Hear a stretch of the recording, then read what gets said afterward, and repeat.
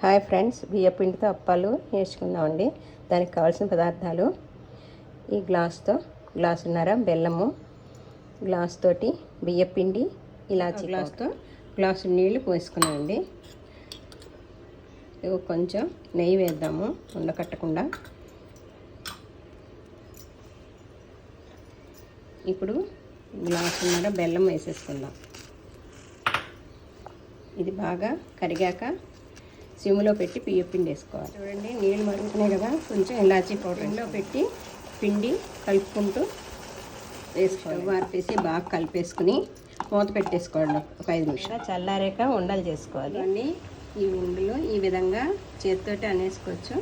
మరీ మందంగా కాకుండా మరీ పలచగా కాకుండా ఇలా వేసేసుకోవాలన్నీ. మనం బెల్లము ఇసుక ఉంటుందంటే వడగట్టుకోవాలండి. మాది బెల్లం ఇసుక లేదని వడగట్టలేదు.